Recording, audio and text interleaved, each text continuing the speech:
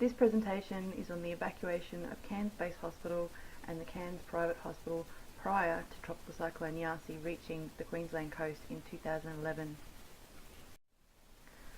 Tropical Cyclone Yasi was one of the most powerful cyclones to have affected Queensland since records commenced.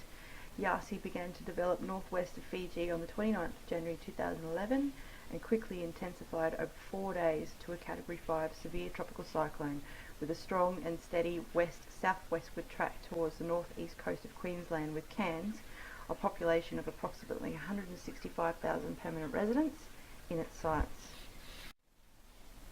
Fortunately, less than 24 hours before Yasi approached the coast, it slowed and crossed the coast at a lower outgoing tide, lessening the impact of storm surge dramatically. Cairns was spared the predicted severe damage. Additionally, it crossed the coast near Tully Heads and Mission Beach, approximately 150 kilometres to the south of Cairns, but completely devastating the local smaller communities. Unfortunately, these smaller communities were destroyed and the main road to Cairns was cut off due to damage for several days. The understanding of natural hazard risks in Cairns is not a new concept, and multiple studies relating to the risk of cyclones, storm surges and risk perception have been undertaken over many years in the area. Cairns stretches narrowly along 50 kilometres parallel to the coast between the Great Dividing Range and the Coral Sea, with parts of the city built on floodplains. Roads and rail links into the city are frequently cut off when the main rivers either side of the city are in flood. Cairns Base Hospital is located right on the waterfront of Cairns, as is the private hospital, and both are in direct risk of storm surge.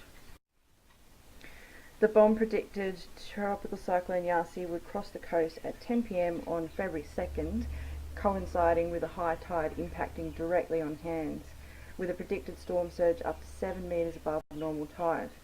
With this information, the then Premier of Queensland, Anna Bligh, announced a State Disaster Group meeting decision to evacuate both hospitals in Cairns.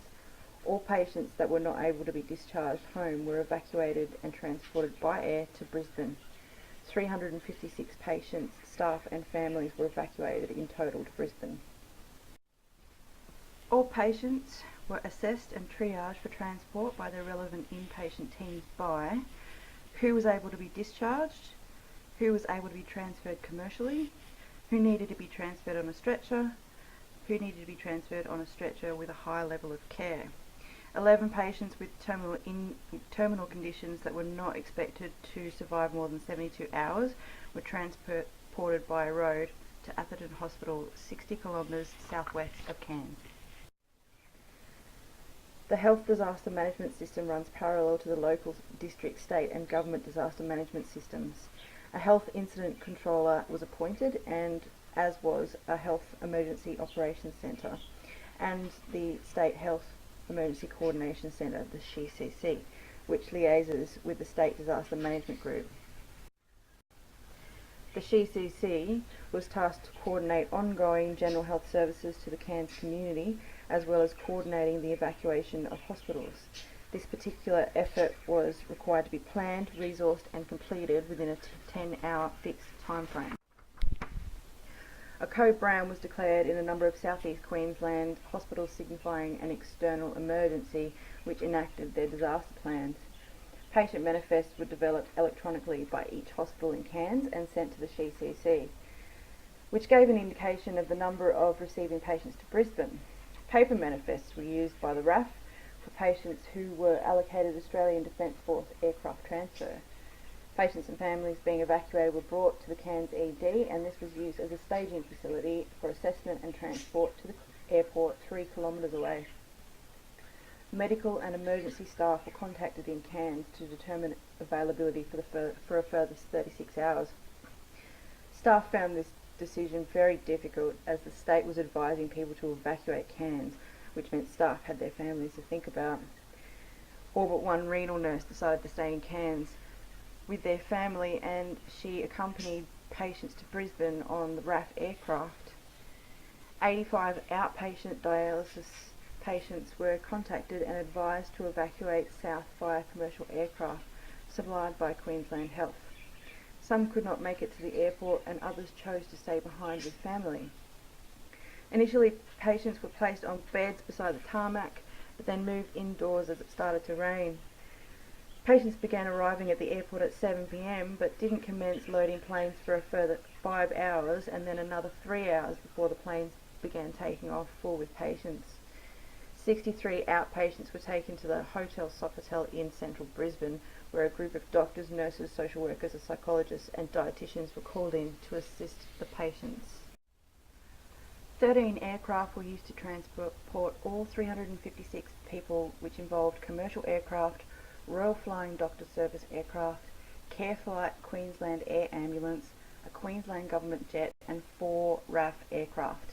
This meant that 3 different airport locations were used: the domestic terminal, the general aviation terminal and the international terminal. The domestic terminal was chaos, with a mixture of regular domestic passengers trying to leave, as well as patients to be boarded on prepaid aircraft tickets from Queensland Health.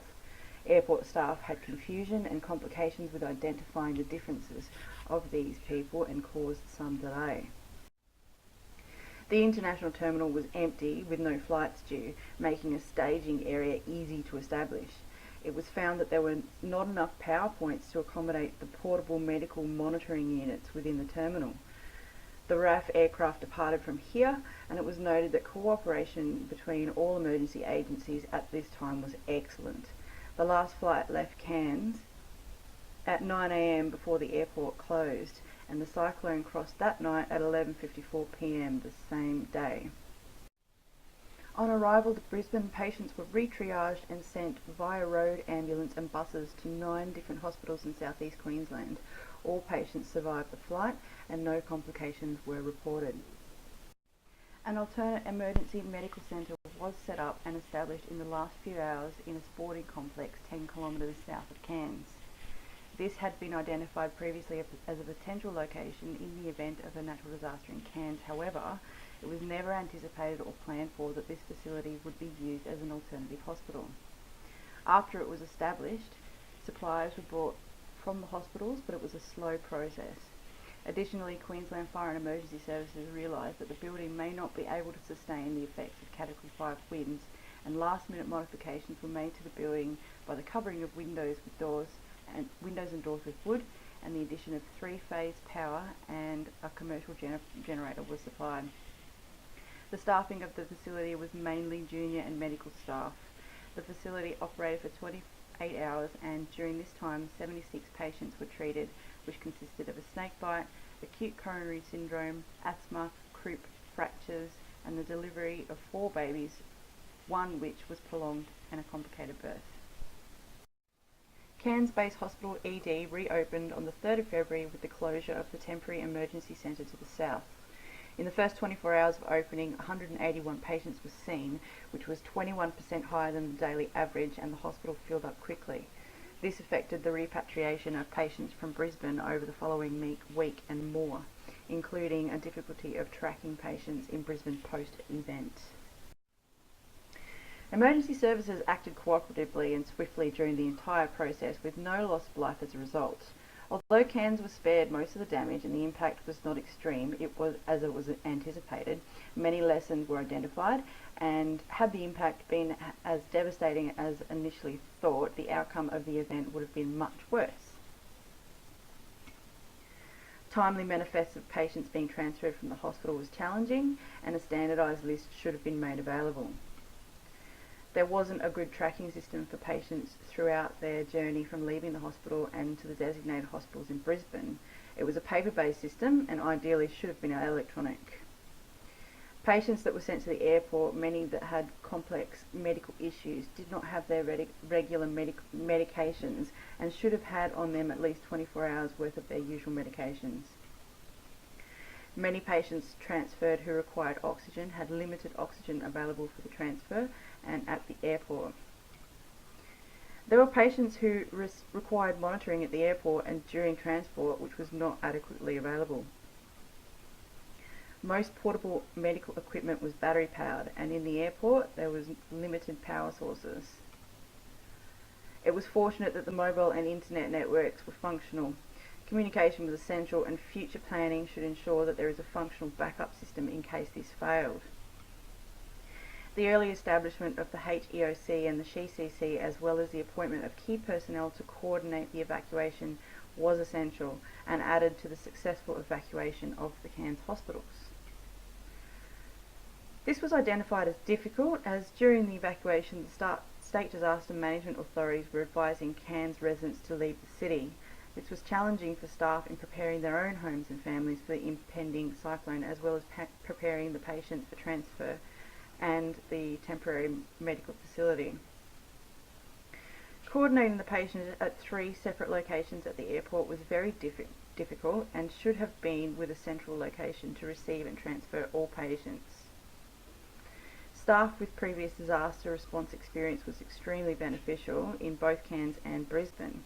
Established relationships of staff who had worked together in similar circumstances was invaluable, and were able to rapidly develop a working system.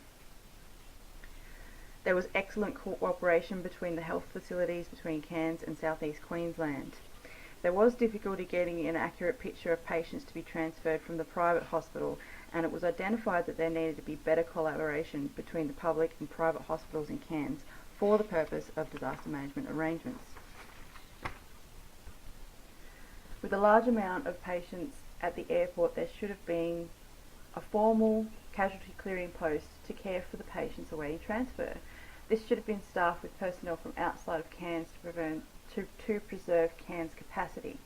It was identified that in future events, an aircraft should be sent early with a forward team sent on the evacuation flight to assist with liaison and the establishment of a casualty clearing post. There needed to be a better system to match the mothers and neonates once they were in Brisbane, and there was no plan to establish such a facility as an alternative facility in Cairns. All the relevant cited literature agree that adequate, detailed and specific planning needs to be assessed for the future events, such as long-distance evacuation plans with jurisdictional arrangements, ongoing community outpatient care and resources structure, alternative strategies for the continuation of local primary health care, plans for healthcare workers to be available during an event even if they're from another jurisdiction, assessing risks to facilities, communications, leadership and logistics, training and simulations, repatriation plans, a detailed engineering assessments of buildings for indication of the ability to withstand storm surges and cyclones, adequate supplies of medical equipment and medication for patients. So far, there has been the adoption of a storm-tide decision-making tool to assist disaster managers in making more accurate predictions and therefore efficient decisions on the need to evacuate hospitals. The adoption of a nationally recognised electronic health record system limited by availability of high-speed, reliable broadband access. A specialised built alternative medical health facility which includes services for minor injuries clinic, short stay surgical centre, community health services with a helipad and built to cyclone specifications, and includes secure power, water, communications and waste disposal. This building is still being finalised. 3 current temporary sites have been identified and will be used in an event in the meantime. Improved medical incident training with 15 staff trained in advanced major incident medical management and support, and the development of a mass casualty plan to enhance current disaster plans and exercises. Overall updates and changes to local and state disaster plans, training and exercises. Thank you.